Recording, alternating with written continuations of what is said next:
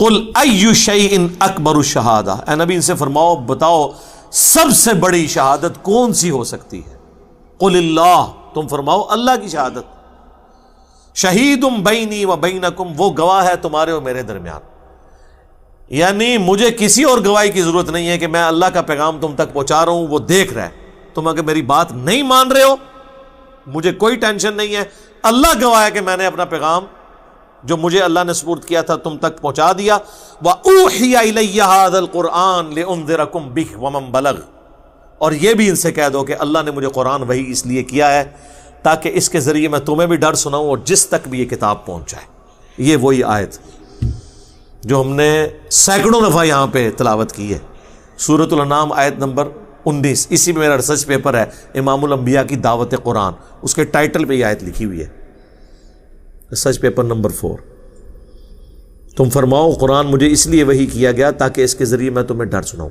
اچھا مجھے بتائیں، اگر اللہ کے نبی جن کی پرائمری رسپانسبلٹی تھی کہ انہوں نے قرآن کے ذریعے لوگوں کو آخرت کا ڈر سنانا ہے، اللہ کی طرف مائل کرنا ہے، تو اس کا مطلب ہے کہ اس سے بیسٹ سلیبس تو کوئی نہیں ہو سکتا، رسول اللہ سے بڑا ٹیچر کوئی نہیں صلی اللہ علیہ وآلہ وسلم، قرآن سے بہترین سلیبس ہی کوئی نہیں ہے۔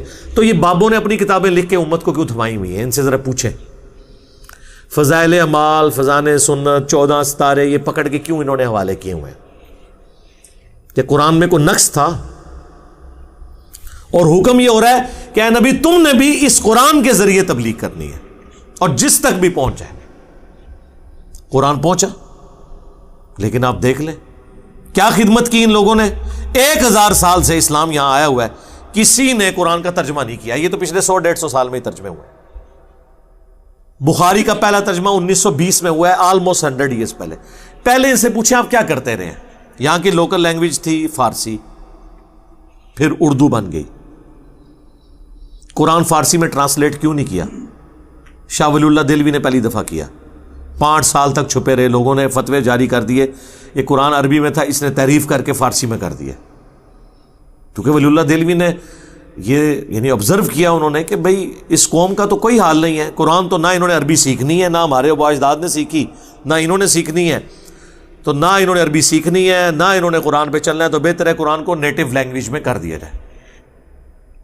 جس طرح ہم نے یوٹیوب کا موڈ اختیار کیا ہے، ہمیں پتہ ہے کہ مدرسوں میں انہوں نے کوئی دین نہیں سکھانا، نہ انہوں نے صحیح بات لوگوں کو بتانی ہے، تو پھر ہم الٹیمیٹلی یہ جو ایک ڈیجیٹل موڈ ہمارے پاس موجود ہے ہم لوگوں تک بات پہنچائیں۔ تو جب فتوے جاری ہوئے 5 سال تک وہ چھپتے پھرے۔ یہ آج آپ کو فیشن نظر آ رہا ہے نا، یہ سارے بزرگان دین کے جو لیٹسٹ 20ویں صدی کے بزرگان دین ہیں، ان کے ترجمے یہ زدم زدہ ہوئے ہیں۔ جب ایک ہوا دوسرے نے کہا اچھا میں بھی کرتا ہوں، شاہ ولی اللہ دہلوی کے بیٹے نے اردو میں ترجمہ کر دیا، پھر آگے دیوبندی اس ترجمے کو لے کے چلے تو بریلویوں کو فکر پڑ گئی، انہوں نے اپنا ترجمہ کر لیا، پھر بریلویوں کے اندر اپنے ترجمے شروع ہو گئے، پھر شیعہ نے کہا کہ چلو ہم بھی اپنا ترجمہ کرتے ہیں۔ یہ انہوں نے زدم زدہ کیا ہے۔ میں علا وجہ بصیرت آپ کو کہہ رہا ہوں، ان کے اسلام کے ساتھ زیرو انٹرسٹ تھا، ورنہ مجھے بتائیں جن بابوں کے نام یہ وضو کے ساتھ لیتے ہیں انہوں نے کیوں نہیں ترجمے کیے؟ اس لیے کہ وہ ان سے زیادہ سمجھدار تھے، ان کو پتا تھا کہ چودراہٹ ختم ہو جائے گی، اور دیکھ لیں ہو گئی ہے۔ ویژن ایسی ویسے اے چیز میں بابیاں دی مننا کہ انہوں نے یہ پتا سی کہ کام پہ جانا ہے اور پہ گیا، ان کو مجبوراً کرنی پڑی، اللہ کی تقدیر غالب آ گئی۔ نہ کرتے تو کیا کرتے؟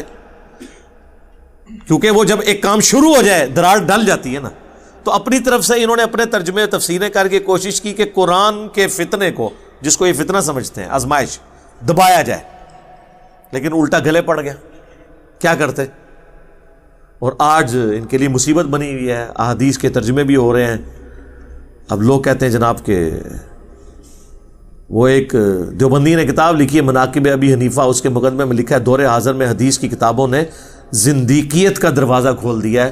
پہلے ہم لوگوں کو مسئلہ بتاتے تھے، لوگ سن لیتے تھے، اب جب مسئلہ بتاتے ہیں وہ کہتے ہیں دسو کتنے لکھے ہے، پوچھنا ہے لوگوں نے، شکر کرو کہ آپ پوچھ رہے نے۔ ایک او وقت آنا ہے پہلے ایک تو ترن گے، پھر کہیں گے مما کی تو بیان کیتے ہی نہیں کیتا تھے اعلان کر، یہ دن دور نہیں جے۔ ابھی تو آپ سے ہی اللہ پوچھتے ہیں نا سر، یہ وہ جس طرح ہمارے ایک بھائی فون کر کے کہتے ہیں مولانا یہ کہاں لکھا ہوا ہے، کوئی آیت ہے، کوئی حدیث ہے؟ یہ اس دن تو ڈر جاؤ تو لوگ کنوں پکڑ کے تمہیں لاون گے کہ کیا کر رہے ہو تسی، کوئی چیز لکھی ہے کدھر؟ تو انہوں نے بڑی ہوشیاری کے ساتھ ترجمہ نہیں کیا، انہیں پتا تھا کام ڈل جانا ہے اور ڈل گیا۔ یہ اسلام کی خدمات ہے جی۔ کسی نے بخاری کا ترجمہ نہیں کیا، بتائے نا جی، کوئی لائے نا جی، اے جی سلطان باؤ نے قرآن کا ترجمہ کیتا جی، مزہ آ گیا تھوڑی گل کا، ٹھیک ہے نا جی۔ انہوں نے کیوں کرنے تھے میرے بھائی؟ انہوں نے اپنی شاعریاں لکھ کے آپ کو حوالے کی، اپنی کتابیں حوالے کی تاکہ آپ قرآن و حدیث سے دور رہیں، ٹھیک ہے۔ اللہ کا شکر ہے آج مبارک دور ہے، ہمیں ترجمہ کرنے کی ضرورت نہیں۔ ہم لوگوں کہتے ہیں پڑھو اپنے اپنے ترجمے اور بتاؤ، جو پڑھتا ہے۔ یہ جو میں پڑھ رہا ہوں نا، اس کا ترجمہ کوئی بھی پڑھ لے اپنے مکتب فکر کا، کوئی شیعہ ہے سنی ہے، پڑھے اور بتائے یہ کیا توحید لکھی ہوئی ہے۔ اے نبی تم فرماؤ کہ مجھے تو قرآن اس لیے وہی ہوا ہے کہ اس کے ذریعے میں تمہیں ڈر سناؤں، تبلیغ اس کے ذریعے کروں، اور جس تک بھی یہ پہنچ جائے، میری کوشش ہے جہاں تک پہنچ جائے تو یہ پہنچ جائے، یعنی وہ بھی اسی کے ذریعے آگے تبلیغ کرے۔ اَإِنَّكُمْ لَتَشْهَدُونَ أَنَّ مَعَ اللَّهِ آلِهَةً أُخْرَى، کیا تم اس بات کے اوپر گواہی دیتے ہو کہ اللہ کے ساتھ کوئی اور الہ بھی ہے؟ قُلْ لَا أَشْهَدُ، اے نبی تم فرماؤ میں تو اس طرح کی کوئی گواہی نہیں دیتا۔ قُلْ إِنَّمَا هُوَ إِلَٰهٌ وَاحِدٌ، اے نبی تم فرماؤ کہ وہ تو نہیں ہے مگر اکیلا، یکتا الہ، معبود۔ وَإِنَّنِي بَرِيءٌ مِّمَّا تُشْرِكُونَ، اور میں اعلان برات کرتا ہوں ہر اس ہستی سے جسے تم اللہ کے ساتھ شریک ٹھہراتے ہو۔ میرے بھائی میٹھی میٹھی باتیں تو ہو ہی نہیں سکتی نا، قرآن تو پھر کڑوی بات کرتا ہے۔ قرآن صرف توحید بیان نہیں کرتا، جو توحید کے مقابلے پہ طاغوت ہے اس کی نفی بھی کرتا ہے۔ یہاں سے آ کے ہمارا اختلاف شروع ہو جاتا ہے۔